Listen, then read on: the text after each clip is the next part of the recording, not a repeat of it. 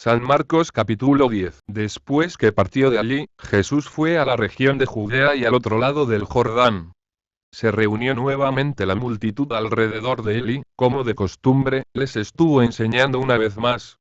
Se acercaron algunos fariseos y, para ponerlo a prueba, le plantearon esta cuestión: ¿es lícito al hombre divorciarse de su mujer? Él les respondió: ¿qué es lo que Moisés les ha ordenado? Ellos dijeron: Moisés permitió redactar una declaración de divorcio y separarse de ella.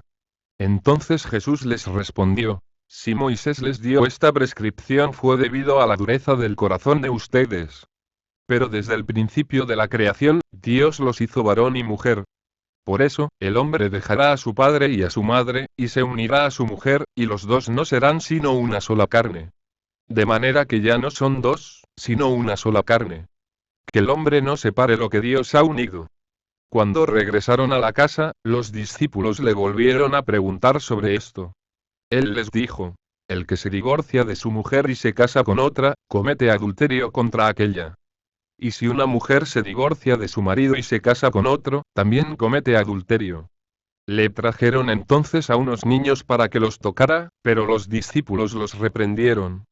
Al ver esto, Jesús se enojó y les dijo: dejen que los niños se acerquen a mí, no se lo impidan, porque el reino de Dios pertenece a los que son como ellos. Les aseguro que el que no recibe el reino de Dios como un niño, no entrará en él. Después los abrazó y los bendijo, imponiéndoles las manos. Cuando se puso en camino, un hombre corrió hacia él y, arrodillándose, le preguntó: Maestro bueno, ¿qué debo hacer para heredar la vida eterna? Jesús le dijo: ¿por qué me llamas bueno? Solo Dios es bueno. Tú conoces los mandamientos: no matarás, no cometerás adulterio, no robarás, no darás falso testimonio, no perjudicarás a nadie, honra a tu padre y a tu madre. El hombre le respondió: Maestro, todo eso lo he cumplido desde mi juventud. Jesús lo miró con amor y le dijo: solo te falta una cosa. Ve, vende lo que tienes y dalo a los pobres. Así tendrás un tesoro en el cielo. Después, ven y sígueme. Él, al oír estas palabras, se entristeció y se fue apenado, porque poseía muchos bienes. Entonces Jesús, mirando alrededor, dijo a sus discípulos: qué difícil será para los ricos entrar en el reino de Dios. Los discípulos se sorprendieron por estas palabras, pero Jesús continuó diciendo: hijos míos, qué difícil es entrar en el reino de Dios. Es más fácil que un camello pase por el ojo de una aguja, que un rico entre en el reino de Dios. Los discípulos se asombraron aún más y se preguntaban unos a otros: entonces, ¿quién podrá salvarse? Jesús, fijando en ellos su mirada, les dijo: para los hombres es imposible, pero no para Dios, porque para Él todo es posible. Pedro le dijo: tú sabes que nosotros lo hemos dejado todo y te hemos seguido. Jesús respondió: les aseguro que el que haya dejado casa, hermanos y hermanas, madre y padre, hijos o campos por mí y por la buena noticia, desde ahora, en este mundo, recibirá el 100 por 1 en casas, hermanos y hermanas, madres, hijos y campos, en medio de las persecuciones. Y en el mundo futuro recibirá la vida eterna. Muchos de los primeros serán los últimos y los últimos serán los primeros. Mientras iban de camino para subir a Jerusalén, Jesús se adelantaba a sus discípulos. Ellos estaban asombrados y los que lo seguían tenían miedo. Entonces reunió nuevamente a los 12 y comenzó a decirles lo que le iba a suceder. Ahora subimos a Jerusalén. Allí el Hijo del Hombre será entregado a los sumos sacerdotes y a los escribas. Lo condenarán a muerte y lo entregarán a los paganos. Ellos se burlarán de él, lo escupirán, lo azotarán y lo matarán. Y 3 días después, resucitará. Santiago y Juan, los hijos de Zebedeo, se acercaron a Jesús y le dijeron: Maestro, queremos que nos concedas lo que te vamos a pedir. Él les respondió: ¿qué quieren que haga por ustedes? Ellos le dijeron: concédenos sentarnos uno a tu derecha y el otro a tu izquierda, cuando estés en tu gloria. Jesús les dijo: no saben lo que piden. ¿Pueden beber el cáliz que yo beberé y recibir el bautismo que yo recibiré? Podemos, le respondieron. Entonces Jesús agregó: ustedes beberán el cáliz que yo beberé y recibirán el mismo bautismo que yo.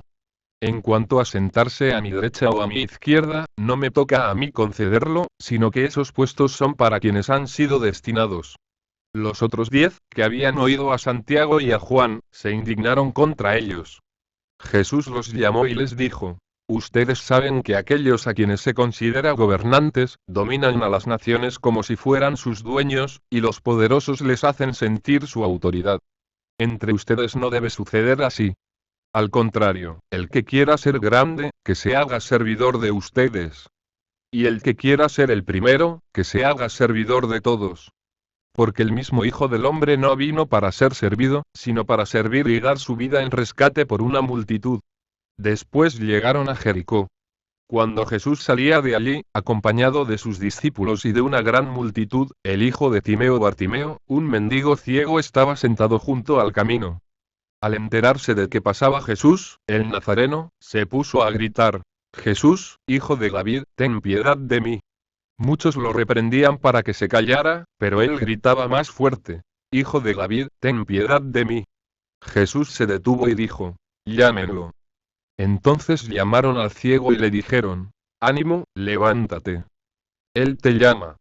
Y el ciego, arrojando su manto, se puso de pie de un salto y fue hacia él. Jesús le preguntó: ¿Qué quieres que haga por ti?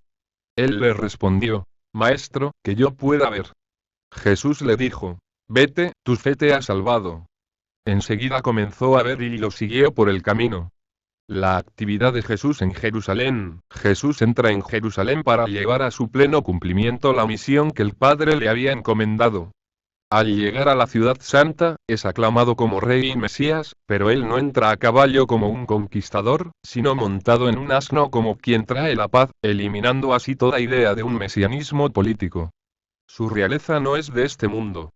En Jerusalén, Cristo se enfrenta con los que profanan el templo de Dios y con los dirigentes judíos, que cuestionan su autoridad y ponen a prueba su enseñanza. Allí Jesús anuncia la destrucción del templo y la ruina de Jerusalén. Ambas prefiguran el fin del mundo, y se entremezclan con él en un mismo relato lleno de imágenes simbólicas.